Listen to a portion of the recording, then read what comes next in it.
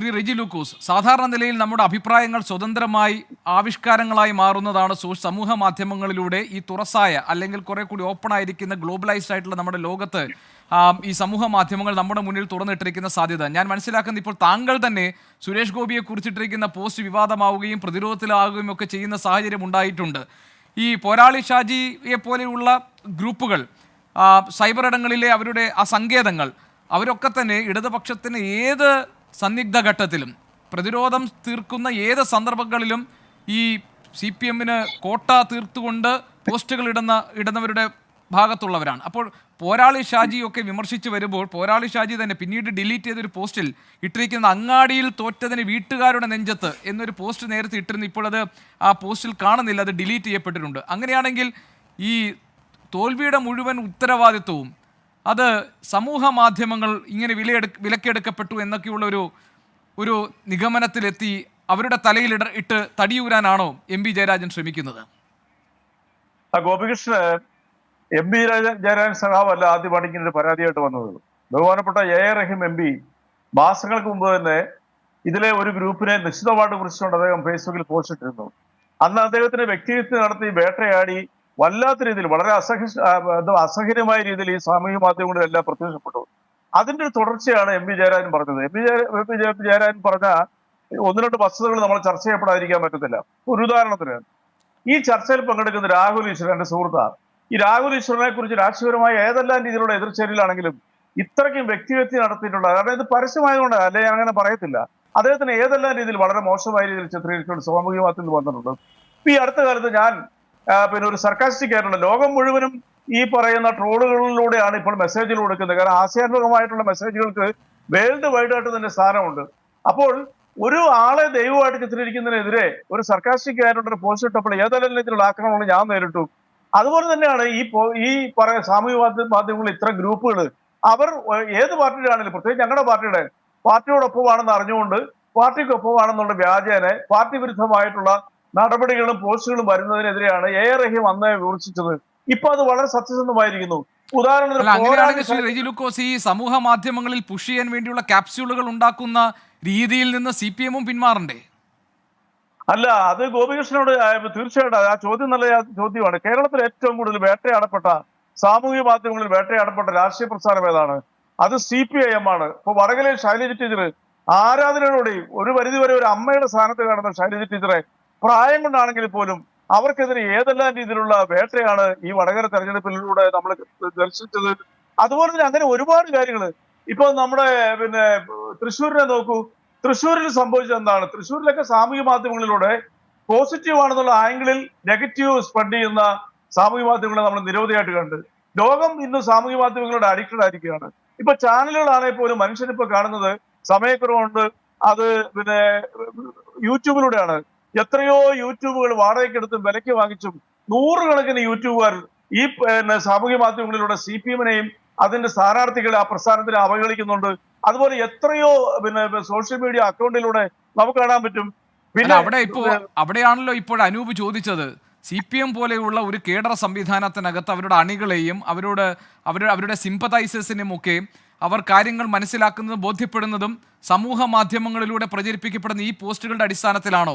അതേ സമൂഹ മാധ്യമങ്ങളിലൂടെ തെറ്റിദ്ധാരണ പരത്തിക്കഴിഞ്ഞാൽ കൊഴിഞ്ഞു പോകുന്നതാണോ CPM-ന്റെ ഈ അടിത്തറ എന്നതാണ് അനൂപ് ചോദിച്ച ചോദ്യം. 2021 തെരഞ്ഞെടുപ്പിന് ശേഷം ഞാൻ തന്നെ പങ്കെടുത്തൊരു ചർച്ചയിൽ കോൺഗ്രസിന്റെ സമന്വയ നേതാവ് ഒരു ആരോപണം ഉന്നയിച്ചു. സാമൂഹ്യ മാധ്യമങ്ങൾ ദുർവ്യയം ചെയ്തുകൊണ്ടാണ് ഞങ്ങൾ പരാജയപ്പെട്ടത്. ആ ചോദ്യം ഇന്ന് അനൂപ് ചോദിച്ച ചോദ്യം അന്ന് ഞങ്ങൾ തിരിച്ചു ചോദിച്ചു. അതല്ല, നമ്മൾ വസ്തുതകൾ മനസ്സിലാക്കണം. നമ്മൾ ചുമ്മാ വെറുതെ പിന്നെ ഒരു സാമൂഹ്യ മാധ്യമത്തിലെ പ്രതികരണങ്ങൾ കൊണ്ടൊരു പാർട്ടിക്ക് ബലക്ഷയം ഉണ്ടാവുമോ എന്നൊക്കെ ആരോപിക്കുന്നതിനകത്ത് അർത്ഥമില്ല. സാമൂഹ്യ മാധ്യമങ്ങൾ ജീവിതത്തിന്റെ തന്നെ ഭാഗമായിരിക്കുക, യാതൊരു തർക്കമല്ല കാര്യത്തിൽ.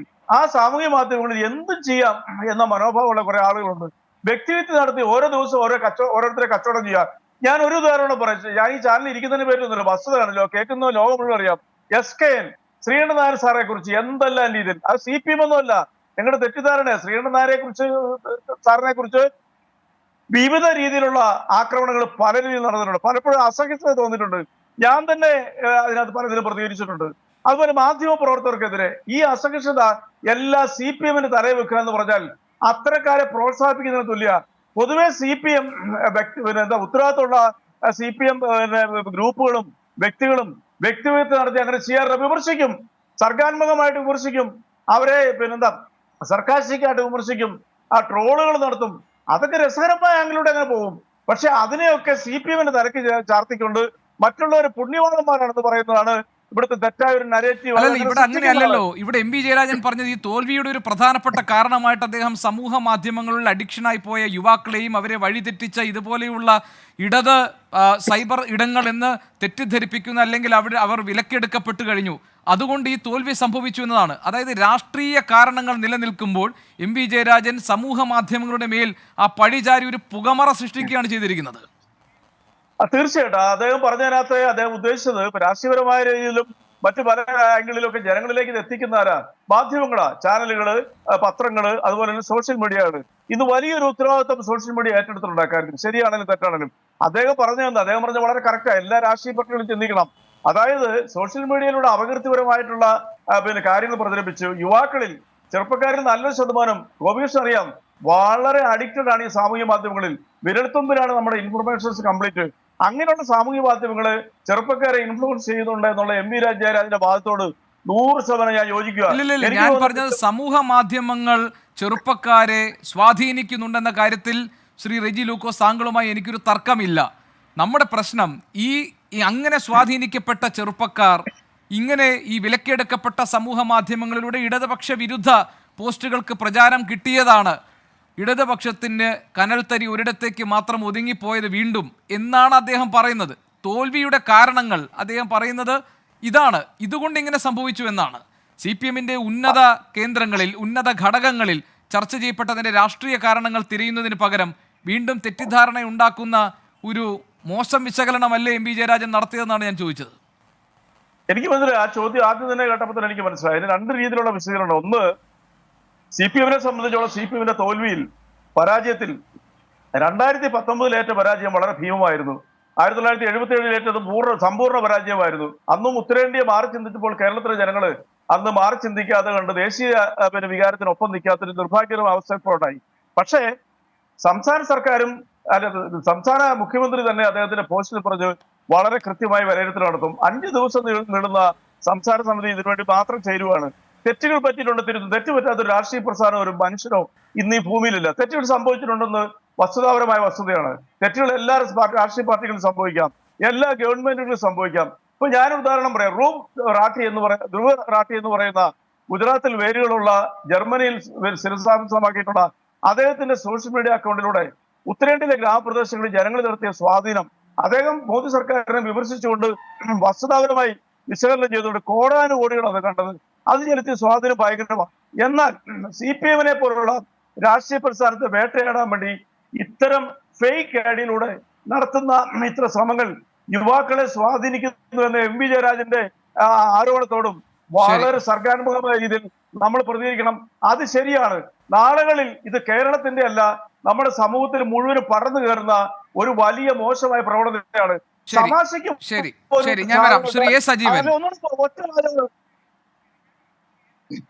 മുഴുമിപ്പിച്ചോളൂ. അതായത് സമൂഹത്തിൽ ഹാസ്യാത്മകമായ രീതിയിൽ നിർദോഷമായ ഒരു പോസ്റ്റ് ഇട്ടാൽ, ഇപ്പൊ ബഹുമാനപ്പെട്ട നമ്മുടെ നരേന്ദ്രമോദി ഇന്ത്യൻ പ്രധാനമന്ത്രിയെ രാമന്റെ ചിത്രമായിട്ട് ചിത്രീകരിച്ചുള്ള എത്രയോ പോസ്റ്റ് വന്നിട്ടുണ്ട്. പിണറായി വിജയൻ ഉദാഹരണം. അതുപോലെ തന്നെ ദൈവങ്ങള്, നമ്മുടെ സലീംകുമാർ എന്ന് പറയുന്ന നടനെ ഡിസോൾവ് ചെയ്തുകൊണ്ട് എത്രയോ പോസ്റ്റുകൾ വന്നിട്ടുണ്ട്. അതിന്റെയൊക്കെ ആ ഒരു ഗുഡ് സെൻസിൽ, ഒരു ഹ്യൂമർ സെൻസിൽ കാണുന്നതിന് പകരം മതവിദ്വേഷമാണെന്നും ദൈവത്തിന്റെ പേരിലും ആക്ഷേപിച്ചുകൊണ്ട് ഭിന്നത ഉണ്ടാക്കാൻ ശ്രമിക്കുന്നവരാണ് ഈ സമൂഹത്തിലെ ഏറ്റവും